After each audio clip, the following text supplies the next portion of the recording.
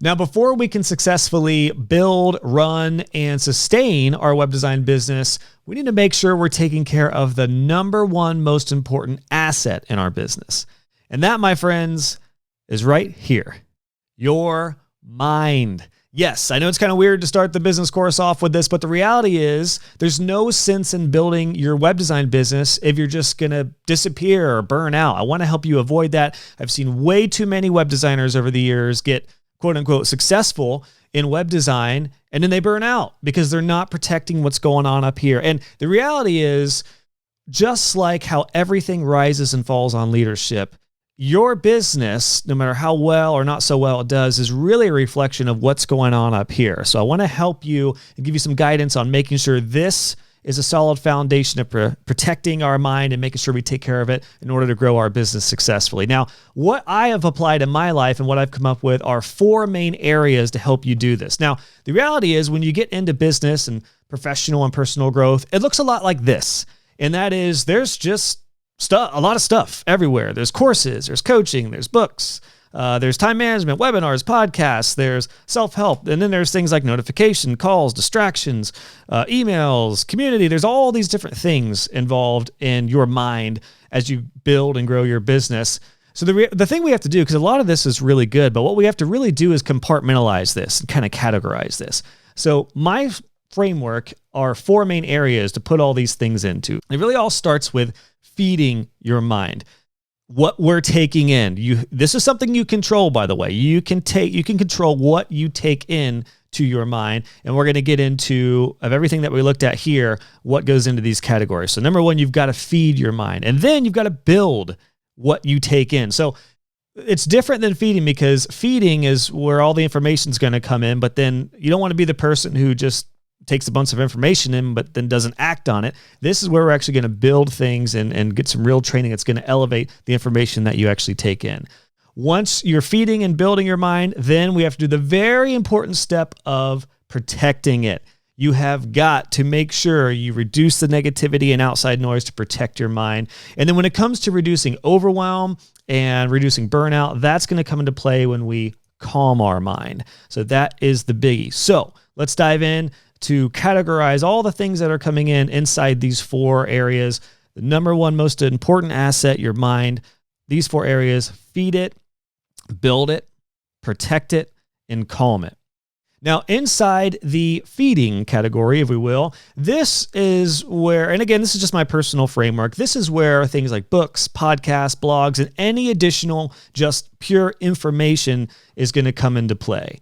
Now, I'm going to below give you some recommendations on some of the books that I recommend, podcasts and blogs that I personally read, but this can be very dependent on where you are in your journey, what's most applicable to you, what your business setup is in your web design business, and what tools you use in case of blogs. So for me personally, you can actually go to joshhall.co/books, and that'll zip you over to the most recent books that I have read and recommend. I mean, as you see here on my bookshelf, I've got a lot of books that I've gone through.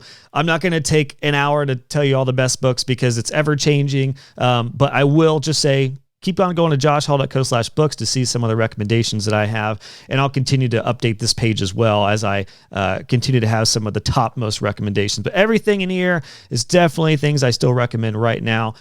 So I recommend checking this out for book recommendations. Now, if you don't already know, I have a feeling you do, but if you don't know, I do have a podcast. I host the Web Design Business Podcast. This is the number 1 resource for the business side of web design.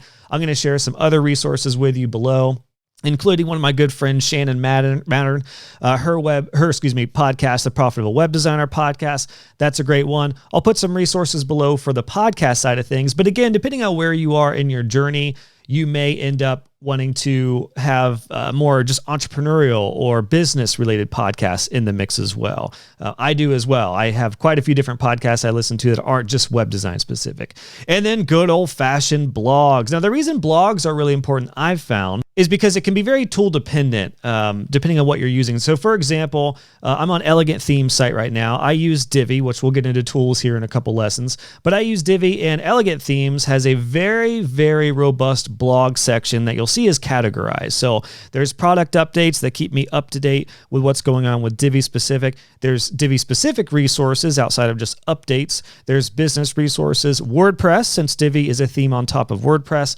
Elegant Theme shares a lot of WordPress news, tools, plugins, etc.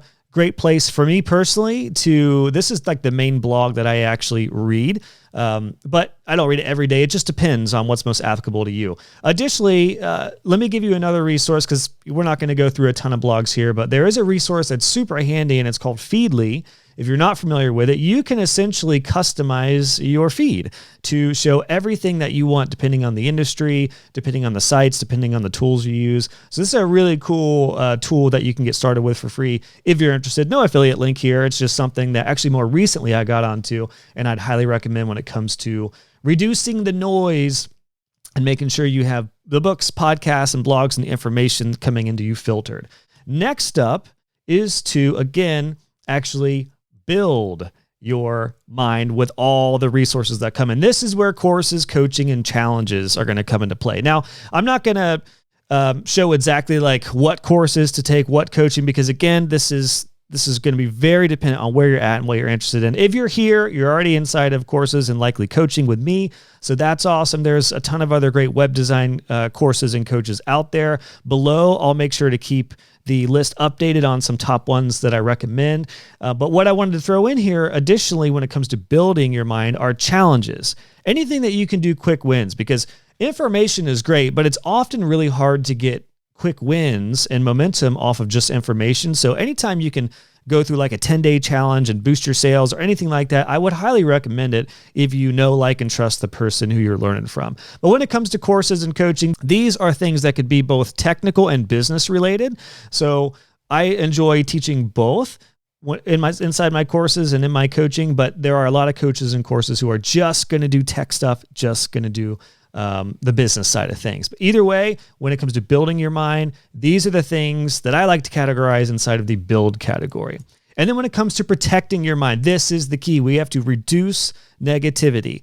Community is one of the biggest parts of this. Now, if you're in a bad community, you could actually make it worse because you don't want to have those negative web designer types feeding into negativity into your mind. So you want to be a part of a positive community. This is why I have my web design community and why there's so many great ones out there. Additionally, that I'll link to below.